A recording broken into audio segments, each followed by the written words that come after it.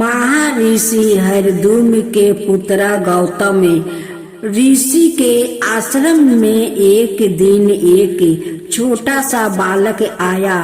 उसने नरमाता से महर्षि के चरणों में प्रणाम करके प्रार्थना की, भगवान, मैं आपके श्री चरणों की सेवा करना चाहता हूँ, आप मुझे स्वीकार करें। महर्षि स्नेह पूर्वक पूछा, सोम, तुम्हारा गोत्र क्या है?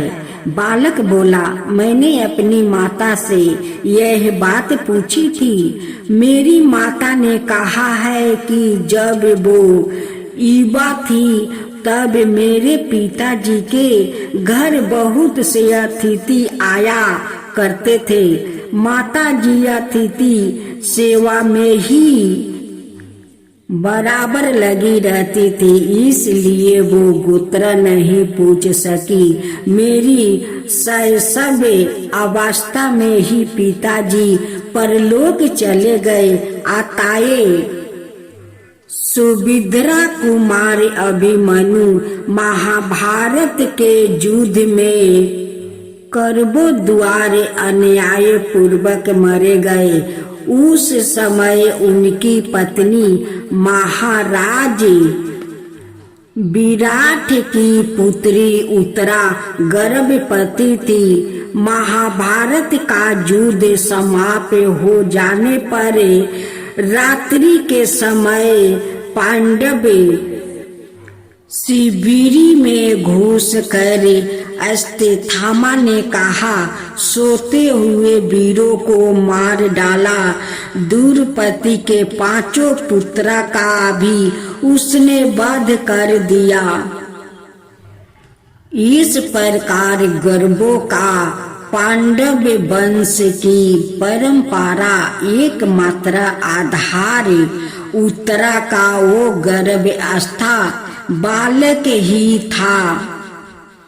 अर्जुन ने अश्वत्थामा को पराजित करके पकड़ लिया था, किंतु द्रौपदी के अनुरोध पर उसके मस्तक की मणि निकाल कर अर्जुन ने उसे छोड़ दिया।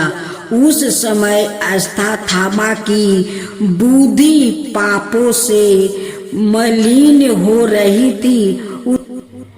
उसने पांडव वंश का ही नाश करने के लिए ब्रह्मास्त्र का प्रयोग किया था। उत्तरा ने जब देखा कि एक भयंकर जलता हुआ अस्त्र उनकी ओर आ रहा है, तब वो भय से व्याकुल होकर भगवान श्री कृष्णा की चरणों में गई। भगवान ने उन्हें अभय दान दिया और बालक की रक्षा के लिए वो सुरक्षा रूप से उत्तरा का गर्भ में पहुंच गया। उत्तरा के गर्भावस्था बालक ने अंगूठे के बराबर भगवान को अपने पास देखा। भगवान का श्याम वरण श्री अंग बड़ा ही सुंदर था। उनके शरीर पर बिजली के समान पीतांबर शोभा पा रहा था। उनके 4 हाथ थे, उनमें वो शंख चक्रा गादा पर धारण किए हुए थे। अपनी गादा को चारों ओर घुमा कर अस्त्र से बालक की रक्षा कर रहे थे। बालक 10 महीने तक बराबर भगवान को देखता रहा और सोचता रहा कि यह कौन है। जन्म का समय आने पर भगवान अदृश्य हो गए। बालक पर ब्रह्मास्त्र का थोड़ा सा प्रभाव पड़ गया। ओ मारा हुआ सा उत्पन्न हुआ। भगवान श्री कृष्णा समाचार पाकर प्रसूति के कारागार में आए और उन्होंने बालक को जीवित कर दिया। बालक ने गर्भ में यह परीक्षण करना चाहा था कि यह कौन है। अत परीक्षित नाम रख दिया गया। परीक्षित बड़े धर्मात्मा भगवत तथा विनी थे। वो एक बार समीक मुनि के आश्रम गए। उस समय मुनि ध्यान मगन थे। परीक्षित ने कौतुक बस पास में पारा हुआ मारा सर्प मुनि के गले में डाल दिया। मुनि के पुत्र ने समाचार पाकर श्राप दिया कि राजा को 7वां दिन तक्षक काट लेगा। राजधानी में पहुंचकर राजा को बड़ा दुख हुआ कि मैंने मारा हुआ सर्प मुनि के गले में डाल दिया। मुनि के पुत्र समाचार पाकर श्राप दिया कि राजा को 7वें दिन तक्षक काट लेगा। राजधानी में पहुंचकर राजा को बड़ा दुख हुआ कि मैंने मारा हुआ सर्प मुनि के गले में डाल दिया। श्राप का समाचार मिलने पर उनका ना तो बुरा लगा और ना भय ही हुआ। वो बहुत प्रसन्न हुआ। अपने पुत्र जन्मे जय को राज देकर वो गंगा किनारे अनशन करते हुए बैठ गए। श्री शुक्रदेव जी घूमते हुए उधर आ पहुँचे और उनसे 7 दिनों में परीक्षित को श्री भगवत सुनाया। तक्षक के काटने से उनकी देह भस्म हो गई। जो भगवान के भक्त है उनके लिए बड़े से बड़े अनिष्ट भी अनुकूल फल देने वाला बन जाता है। अब दूसरा अध्याय कथा सुने। श्रवण कुमार जाति के वैश्या थे। इनके माता पिता अंधे थे। बड़ी तत्परता से पूर्ण श्रद्धा से उनकी सेवा करना वो अपना परम कर्तव्य समझते थे। तीर्थ यात्रा का परमोत्कृष्ट कर्तव्य श्रवण ने अपने ही कंधों के द्वारा पूर्ण किया। बर्मानोत्तर के लिए भिक्षा याचना पर भी प्रतिबंध है। यदि कोई सबर इच्छा से भिक्षा दे देते तो वो ग्रहण कर सकता है। अनाथ नहीं पर श्रवण बनी कंद मूल के आधार पर अपना और माता पिता का काम चलाते थे। इस प्रकार तीर्थ यात्रा करते करते श्रवण अयोध्या पहुँचे। वहाँ रात्रि के समय माता पिता को प्यास लगी। श्रवण अपनी तुम्बी लेकर सरजुग तट पर गए। धर्म असमस्त कार्य से धर्मी की कीर्तय भी पापाय में हो जाता है।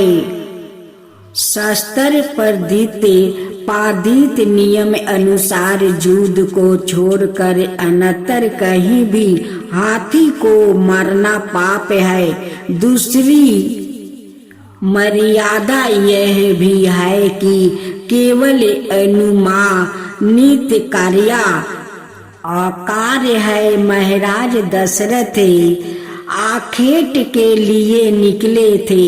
अयोध्या के समीप वनों में उन दोनों जंगली हाथी रहते थे। श्रवण ने पानी में अपना डिब्बा डुबाया।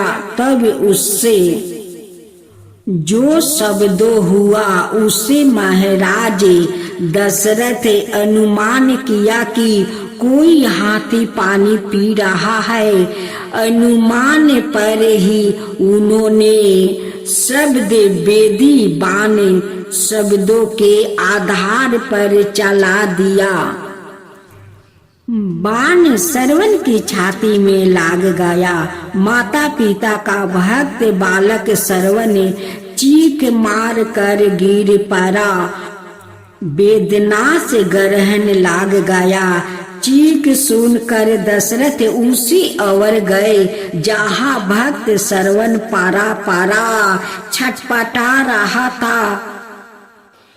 अस्त बंद रह गए। देखा बल कलधारी कोई बालक है, जल पात्रा रिचत है। श्रवण ने देख कर कहा, महाराज मैंने तो आपका कोई अपराध कभी नहीं किया था, फिर आपने मुझे क्यों मारा? मेरे माता पिता अंधे हैं, उनके लिए मैं पानी लेने आया था। वो मेरी परीक्षा कर रहे होंगे। उन्हों क्या पता कि मैं यहाँ इस प्रकार पड़ा हूँ। मुझे अपनी मृत्यु का दुख नहीं, किंतु मुझे अपने माता पिता के लिए दुख है कि वो प्यासे है। आप जाकर उन्हें जल पिला दे और ये समाचार भी सुना दे। दशरथ शोकातुर हो रहे थे। श्रवण ने उन्हें समझाया कि आपको बैरमा हत्या नहीं लगेगी, क्योंकि मैं वैश्या हूँ, पर मुझे बड़ा कष्ट हो रहा है। यह बाण निकाल दीजिए। बाण निकालते ही श्रवण ने प्राण त्याग दिया। दशरथ पश्चाताप करते हुए पूर्ण जल पात्रा लिए श्रवण के माता पिता के पास पहुँचे और किसी प्रकार उन्होंने रुद्ध कंठ से अपने अपराध का वर्णन किया। अंधे वृद्ध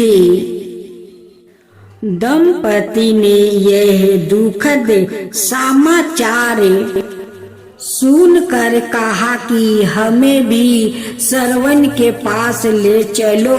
महाराज दशरथ ने दोनों को कंधे पर बैठाया और वहां पहुंचाया जहां पर श्रवण मृत्यु के ग्रस बन चुका था। आश्चर्यचकित नेत्रों से दशरथ ने देखा कि मुनि कुमार श्रवण माता पिता की सेवा के फल से अस्वर्ग को जा रहे हैं। श्रवण ने माता पिता को आश्वासन दिया, आप लोग की सेवा से मुझे यह उत्तम गति प्राप्त हुई है। आप लोग शोक ना करें, शीघ्र ही आप लोग भी मेरे पास आ जाइएगा। तत्पश्चात उन्होंने श्रवण के अंत्येष्ट कार्य की लौकिक रीति संपन्न कर सरयुग में स्नान किया और जली दी। अंतिम समय में उन्होंने दशरथ को श्राप दिया, जिस तरह हम पुत्र शोक में मर रहे हैं, वैसे ही तुम भी पुत्र शोक में मरेगा। यही हुआ। दशरथ श्री राम को वियोग में ही मेरे सच्चे है माता पिता के सेवा के इस प्रकार अपने कुल का गर्व बढ़ाकर शर्त गति प्राप्त करते हैं।